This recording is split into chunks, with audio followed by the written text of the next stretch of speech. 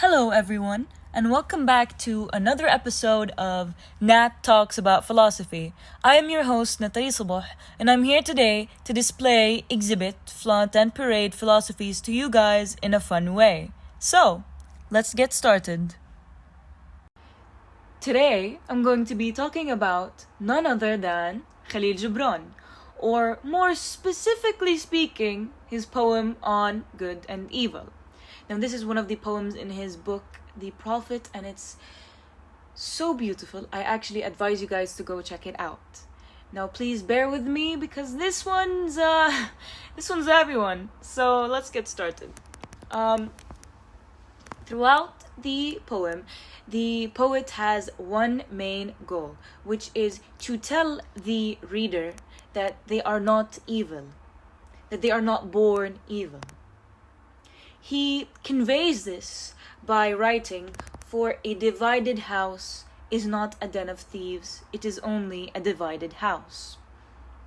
The poet explains that growing up in a divided house, which basically means a grim environment, a toxic environment, a bad environment, and so on, he states that being raised in such an environment does not mean you are evil. It does not make you evil. Evil is not hereditary. No one is born evil. When we are brought into this world, we are born with both good and evil in us. We are affected by external factors. These factors, these are the factors that create this evil within us. These factors push this evil to make itself known. It flourishes.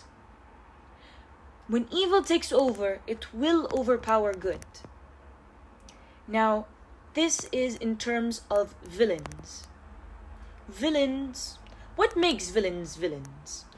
Every villain we have ever came across has had a tragic backstory that led to them becoming villains. They were not born this way. They were made this way. So villains aren't born, they are made. This brings me to my next point, that not everyone is entirely good and that not everyone is entirely evil. It all connects back to our main point, which is that good and evil, their meanings vary. There is no set meaning for either of them. They depend on the person and their beliefs, their viewpoints, their upbringing. No one can tell you what good means, and no one can tell you what evil means. It all connects back to you. What do you think? Your personal beliefs shape the way you view these concepts.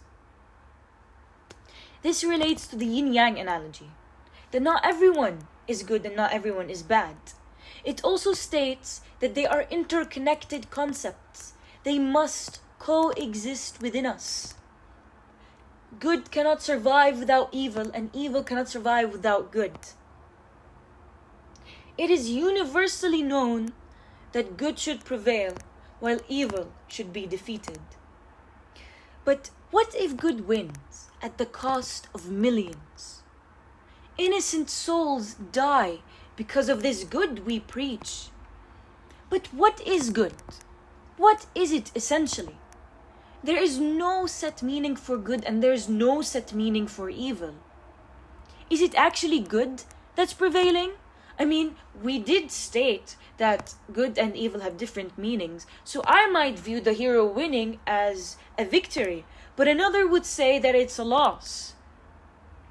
So how can we preach that good has won? How can we undermine others' feelings? How can we undermine their beliefs?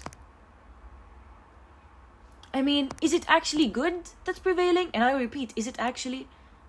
What if in reality it's evil that we must, preach? What if evil is the one that must prevail? What if heroes are the actual enemies? What if they are the epitome of evil? And what if villains are the ones we must preach for? Now, this is some food for thought. Please let me know what you think in the comments below. And if you like this episode, please share it with your friends and family.